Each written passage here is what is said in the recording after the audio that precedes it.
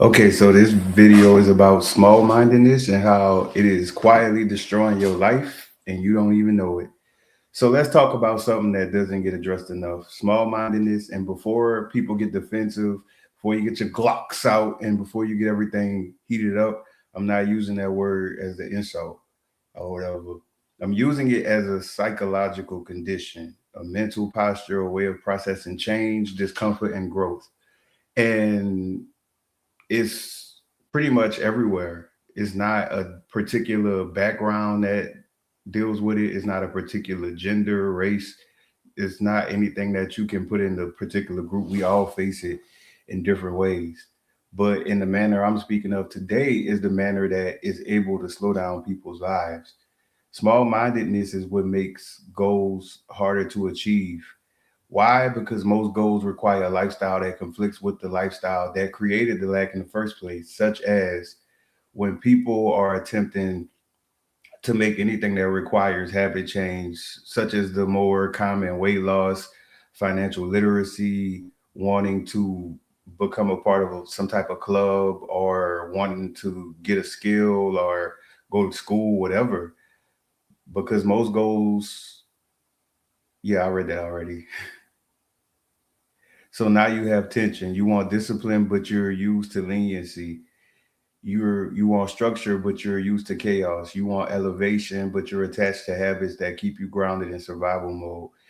And society quietly reinforces this. Think about the normal habits we're told are harmless, such as overuse of luxury and comfort items. Treat yourself. It's not going to be with you when you leave, or just the simple idea of a lot of communities thrive off the fact of people having to constantly compete with each other. Another one is no dietary structure or restrictions, which that's self-explanatory. But it hurts people when they think that they can just join the gym with no plan on changing anything in the future, and that that's going to be the saving grace. Or for people who think that getting more income is going to change their financial situation. But if the financial situation is caused by overspending, adding more money is only adding more money to spend. Extremely poor sleeping habits. This one right here is very common because we have a hustle society that feels like people should always be on the grind. So it's romanticized when people not getting sleep because they could pacify it with the idea that they're working towards something. But in another video, I'll more than likely cover the dark effects of not sleeping, because our bodies like have so many different things that should be handled on a regular basis that in today's society we don't really get it. The next one is no consistent sleep schedule, which is the same as the aforementioned. Constant blue light exposure during winding items. That is another connection that can go on as far as when it comes to like cell phone or technology addiction, the dopamine hits that people look for. Granted, all of these things mentioned is not to shame, and that's another video I'd have to do about shame too. It's not the shame, it's to identify the behaviors, because it could possibly be a person out there that feels like it's hard to meet goals or hard to just achieve anything, or that life is just overall hard. And I will hope that if this is one of the things that's holding them back, small mindedness, hopefully that person can work through that and see that, okay, things are much easier. It's really a mind thing, even though it feels like it's a reality thing, because it don't just be in your mind. Your reality be matching the mind. That's why it's easier to feel like whatever you believe is true. But when it comes to being in environments, if you never really get out much, if you only stay around certain groups of people, if you're limited to a certain way of thinking based off the people you're around, that further reinforces small mindedness as well. And back to the script I wrote, which actually let me show y'all, because I know we're in the age of AI, but that pen too vicious to be relying on anything. I actually, what I did was I made it in the notes because I have a lot of thoughts, but I really don't write them down, but I'm starting now. And this was the original, not the entire screen. Notes. Is this showing?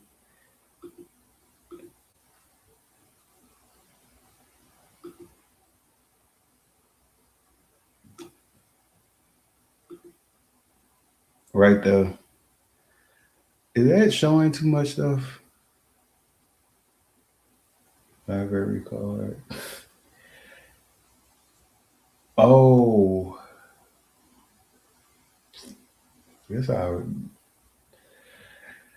of that stuff is nothing important, but that just show, like this is what all of the stuff I'm reading came from. I just organized it and made it more coherent because that was just a brainstorm right there. Now I can remove that.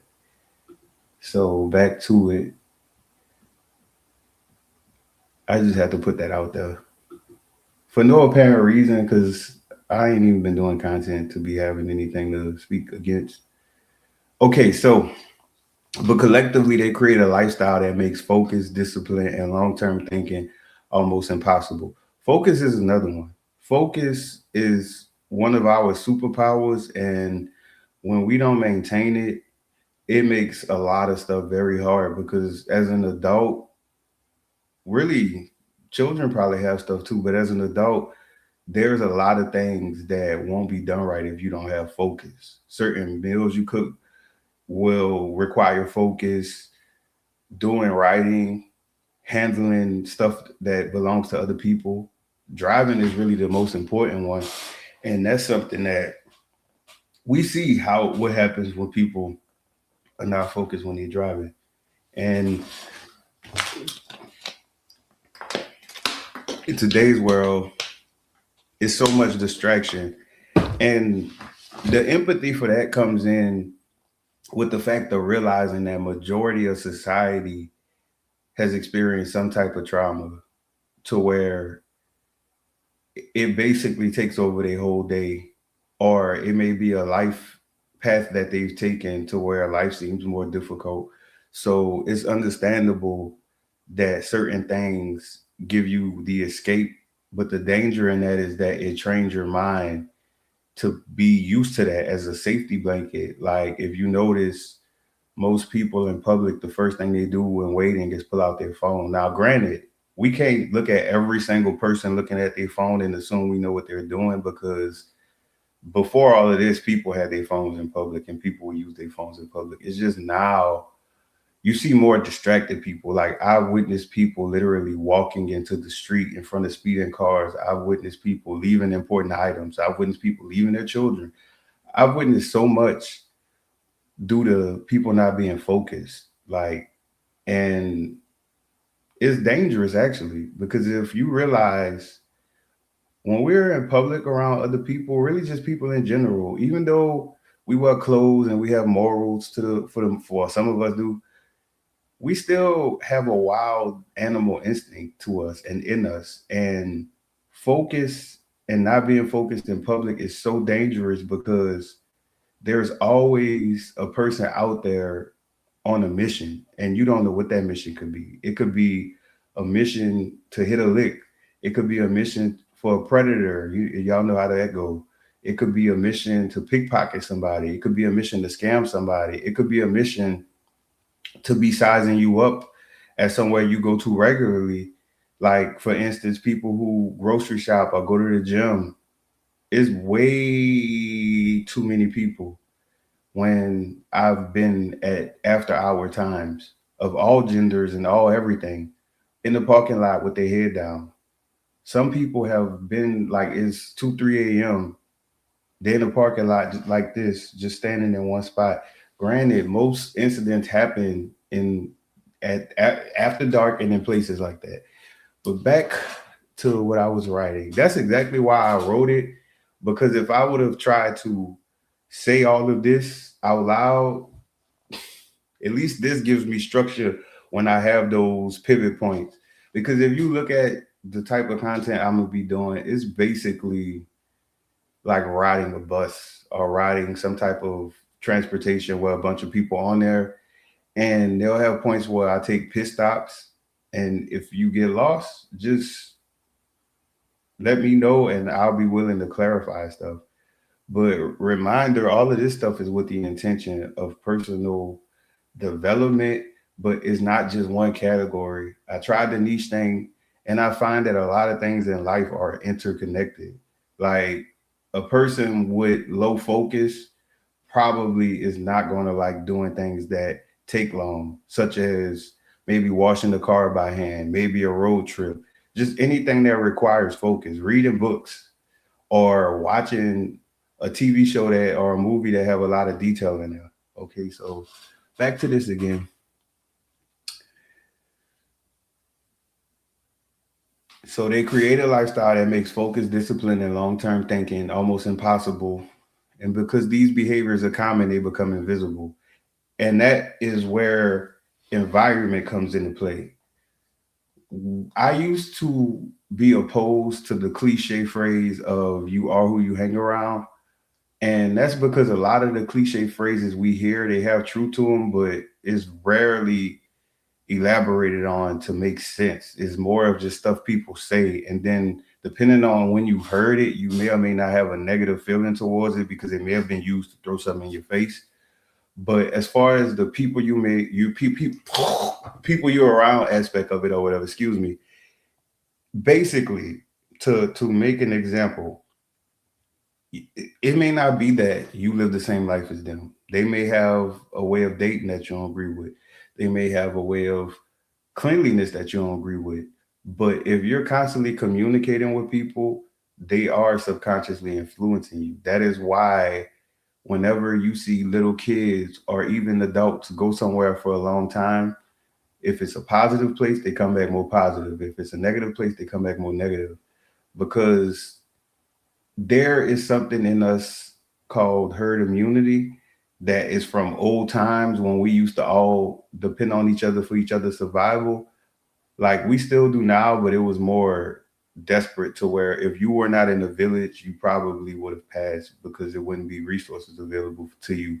So what people learned back then was basically do what you need to do to get by. Now there have always been people who went against the grain, who would either be exiled or who made their own journey. But notice anytime people leave situations, it always ends up in either a positive or a negative change, or sometimes a little bit of both. And that is because who we're around. So for people who may feel like finances is hard, more than likely, it's not too far away. You have family and friends who also have the same habits that create the same environments. It's just you are thinking deeper and wanting to not make that the normal. You may be someone who have witnessed multiple generations of people, including people in your family or people you grew up around, that they never grasped reality. They literally stuck to whatever they were told when they were younger, even the things that were proved to be false, proved to be outdated. They kept a lot of different habits. And the influence in that is that if you're still in communication with them, they're going to be attacking when you change and attacking different things and different aspects, especially when it comes to money. People who are financially illiterate or reckless spenders, they do not like to see people do better with money. They will call you tight. They will say you acting different. They will possibly make up reasons as to why your change is happening. And that comes to a point where you have to decide, are these people worth my change? Are these people worth whatever it is that you feel held back from? And also, before you make that decision, look at the way they operate. When they're winning, are you included in that? Are they even bringing any value to your life? And the darker part comes into play is that if you really want growth really bad, sometimes you might have to leave those groups of people behind. That job you had for however long, family members, that relationship, because we don't live this like we exist together, but this life, the end and the beginning is ours alone. Like most people don't have anyone that has been around them their whole life, unless it's a family member or unless it's somebody that they just so happen to work to keep that person around.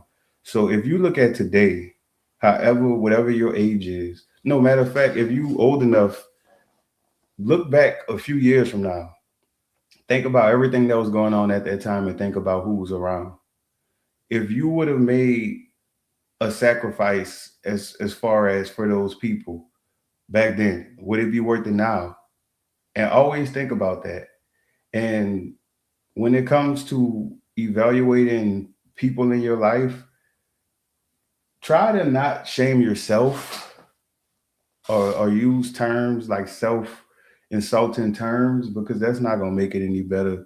And also try to not let social media suck you into making stories out of it to where it's drama. Like try to leave quietly if you can.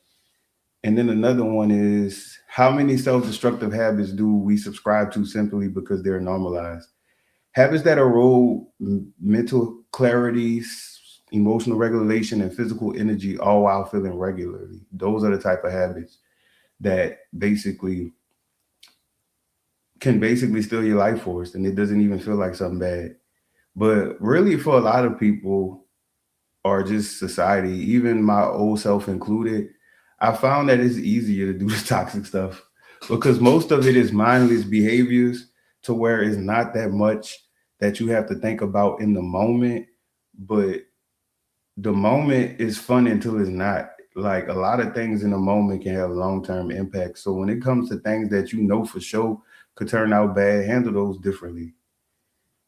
And then there's an even bigger force at play, a big bad that sits underneath small mindedness, shame. Through my life experiences, observing all kinds of people, definitely. I didn't even mean to observe people. I grew up with a basically in fight or flight mode, and you know how people get in those.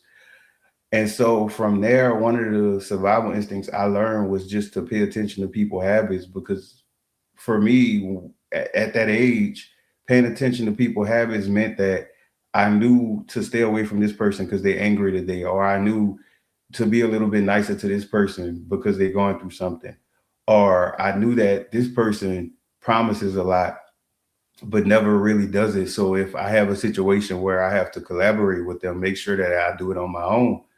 And also even in situations with people like throughout life, I've always observed situations because I want to grow and be there for people, and I've always had a goal as a kid to like be that support because I've always seen people say they don't have anybody there for them. Even though now as an adult I see that some people really burn bridges and that's why they end up on the island, but that's a different story.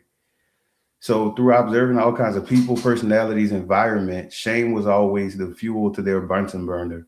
I've seen it expressed loudly through volatile, defensive, aggressive behavior, such as when you have people who may have made a mistake and they notice that it bothers you, and when you go to address it with them, what they do is instead of them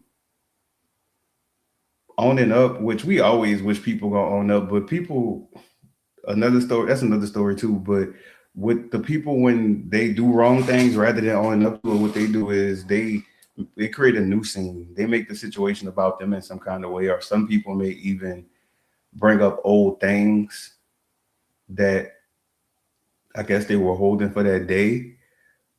But it's hard to see it in that moment because it's like you have a barking dog in your ear. But all of that is just them feeling ashamed of themselves. Or some people, what they'll do is, I've seen it expressed quietly, hidden, reclusive, or withdrawing, or even like passive aggressive, to where what they'll do is they'll start insulting themselves so that you can have to coddle them, or just all types of diversional things.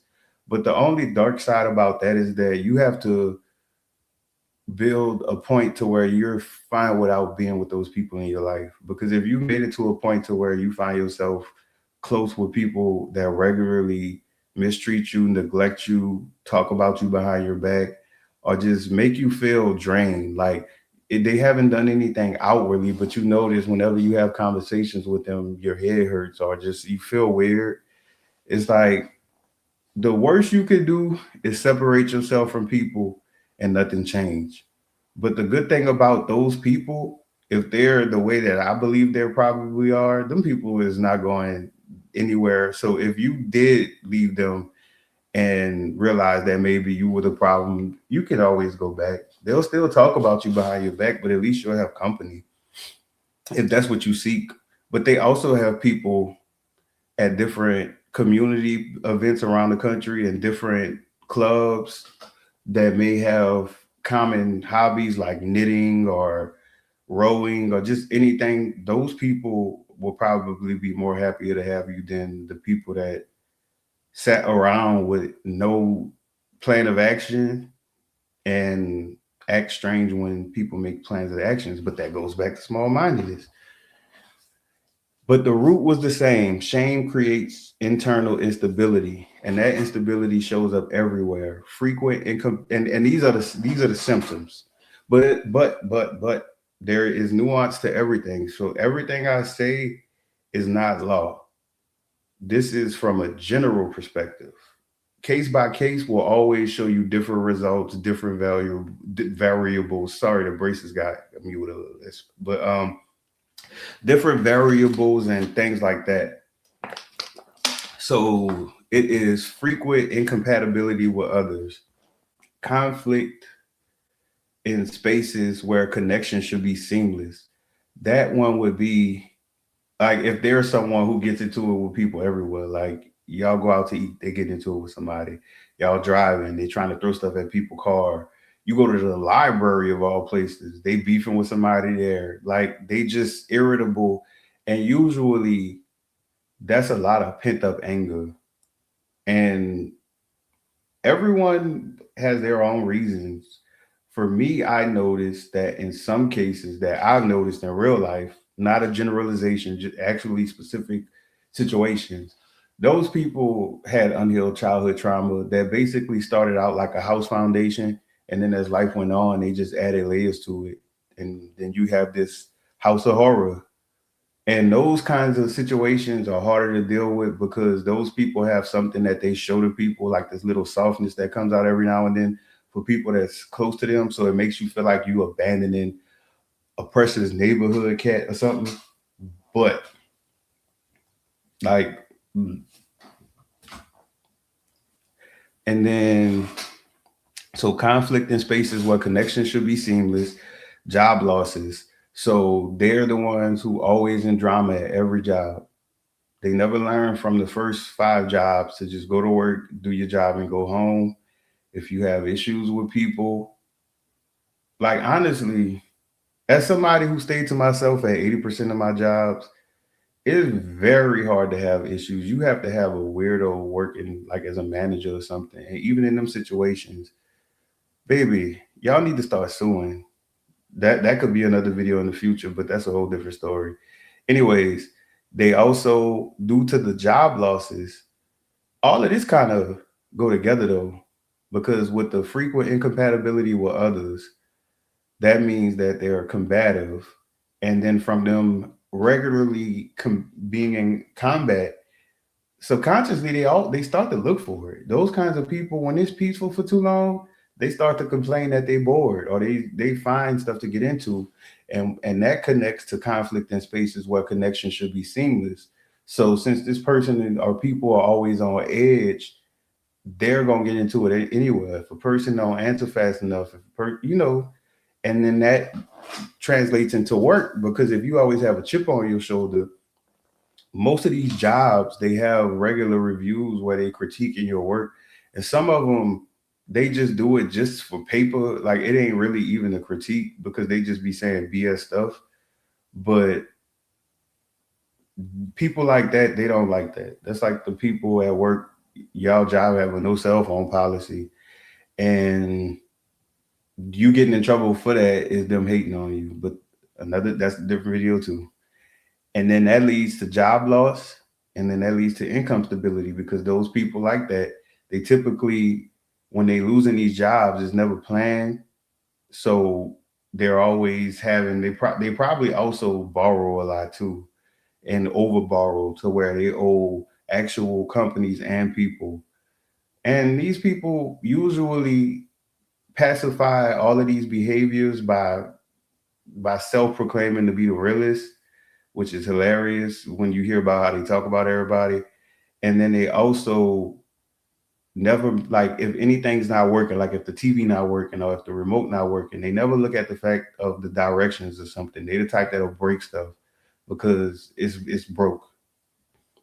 And then that ends to them having increased anxiety and chronic worrying, and then their mental health just declines any further.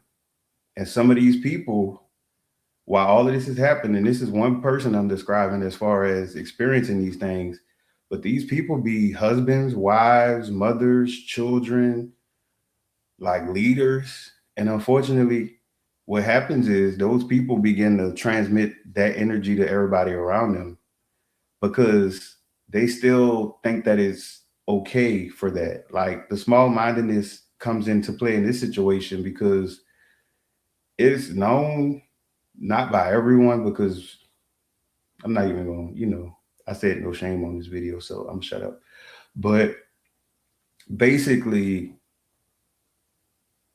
emotional regulation is required to have a manageable adulthood. Won't say best or worst, but manageable, because there are a lot of emotionally triggering things in this world. And many people are accustomed to exploding or expressing emotion, but these situations that are causing these emotional feelings are usually ones that require logic to navigate. And what happens is you have people making decisions that they have to clean up later, but it becomes a continuous thing. I'm sorry for what I said yesterday. Oh my God, I can't believe I did this yesterday. Oh, I was so upset. I went and bought this yesterday. It's like those things, they're natural, but if you want a different life, now granted, somebody might be fine with their life the way it is.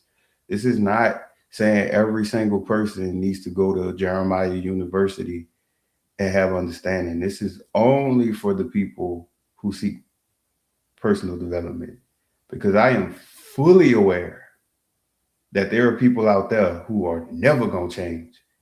Now, I send my condolences to the people who are in the vicinity of people who never going to change, and they're giving all of their energy trying to change them.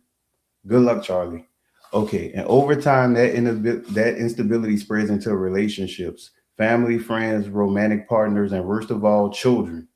Because children are mirrors, they absorb environments before they understand them. So when they're raised around unregulated shame, emotional volatility, and instability, they internalize it as normal. Then they grow up and reflect that same pain back into the world, repeating cycles they never consciously chose.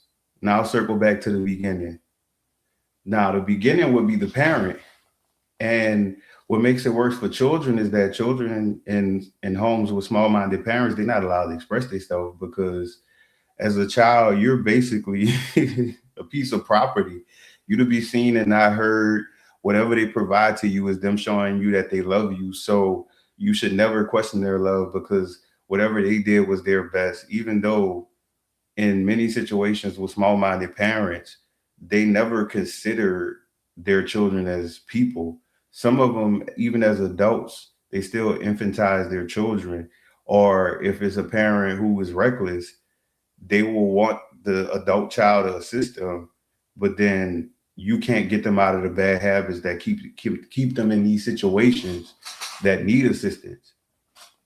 So, and then what happens is some people are so tied to their family because they think they're close, not realizing that is enmeshment, but that's a whole different video.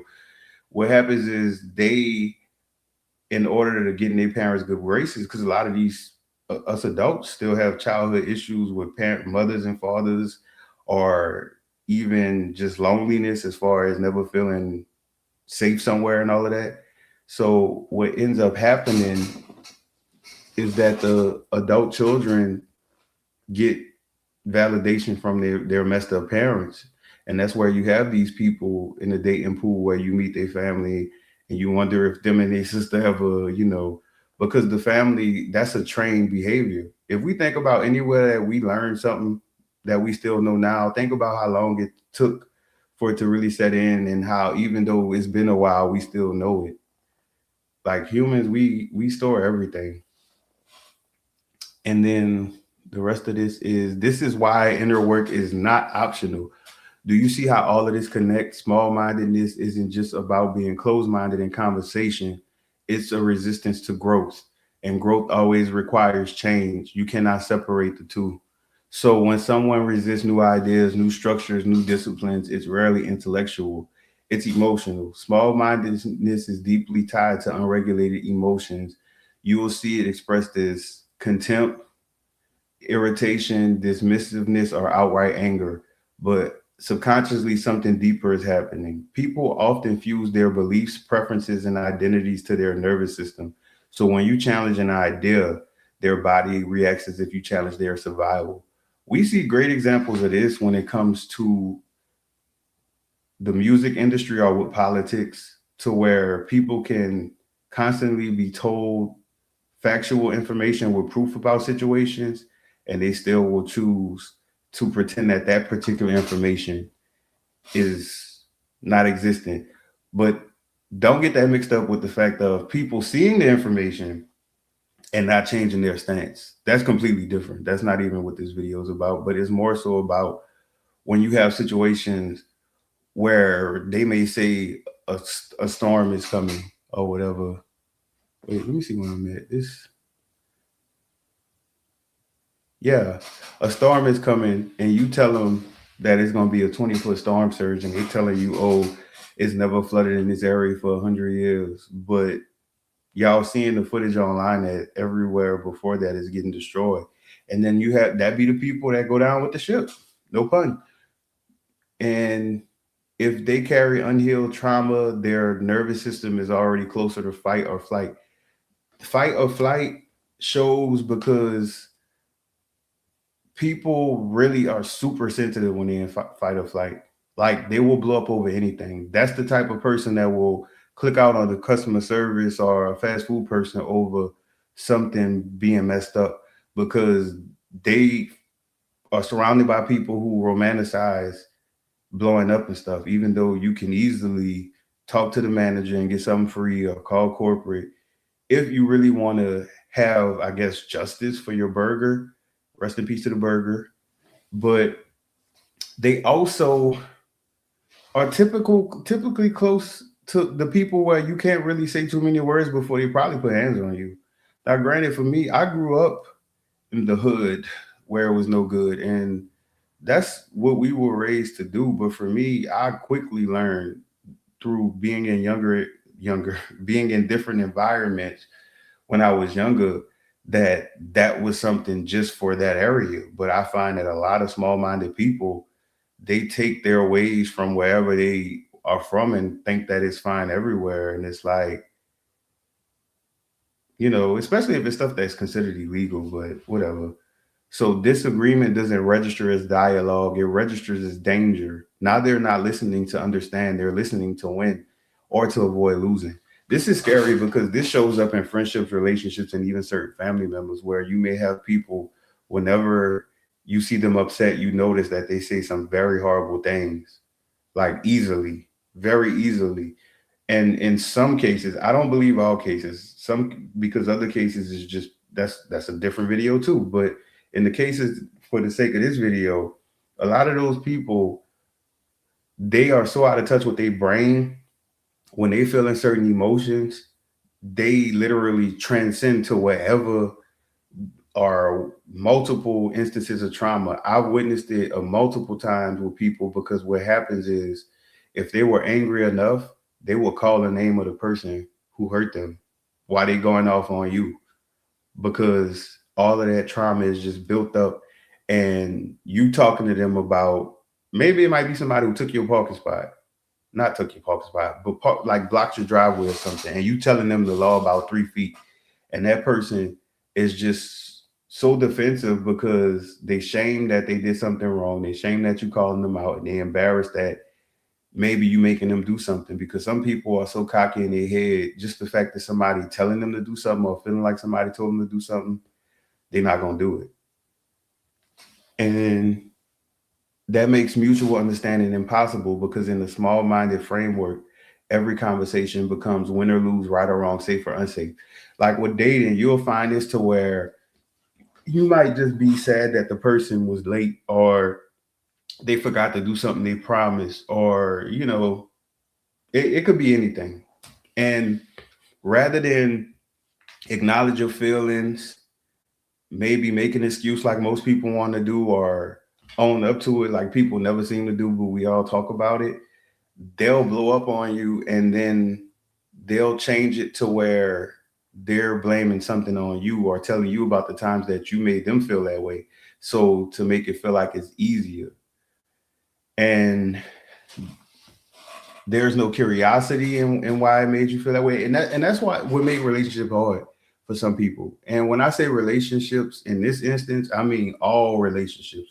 Relation from one human to another is that people really don't consider the person. If this is supposed to be your friend, your man, your lover, their goal should be to be safe to you and vice versa. You can't be a safe space if you can't speak. Like if you can't be heard, if you can't be felt, if you can't be respected, that's not a safe space.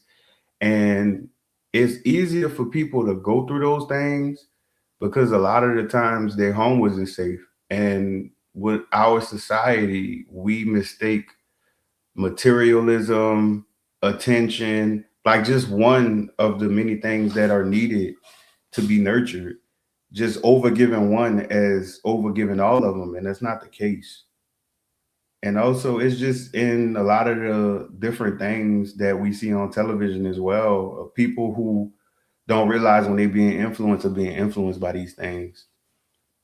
And without growth, quality of life stagnates, not because the person lacks intelligence, but because they lack emotional safety within themselves to change. That's another thing. When it comes to intelligence, people have to realize that our brain is like every other muscle we have. When you do not use it to learn things or to remember things or to actually use it for its purpose, it basically hardens, not even harden like for real, because this is not scientific, but hardens in a way to where you're least likely to want to use it. Because when you get comfortable with not using your brain starts to make up stuff so it doesn't have to think. So if it sees a red light blinking, rather than asking questions and figuring out that maybe that meant don't go that way because the road collapsed, it'll tell you, oh, that just means the power went out and it came back on. And now you made something up for yourself. And you're eventually in danger and you want to drive off a cliff. And without growth, not so the real work isn't just intellectual development, it's nervous system regulation, it's shame healing, it's habit restructuring, it's lifestyle alignment. Because once the internal environment becomes stable, growth stops feeling like a threat and starts feeling like an evolution. So growth within other people will be understood as well. So if you have a person who decides that they're moving, or if they quit in a job or anything like that, being small minded will have you taking it personal and not even thinking or questioning yourself about that thought. But having an open mind will understand that even though y'all time is over and you're going to miss that person, you are going to be hopefully working towards self fulfillment to where people's company doesn't, or lack thereof, doesn't leave you just lonely immediately. Like, and you have a little bit more understanding. But that was it for the notes that I had. This video is 40 minutes. Jesus. Yeah. I'll try to either make a intro or something. I don't know. But y'all have a good night and insert the quote that all of the YouTube people be making. For me, I'm not really social media like that. But this is something I feel like could be positive. So I'll do this portion, but don't think y'all gonna see me on TikTok or nothing.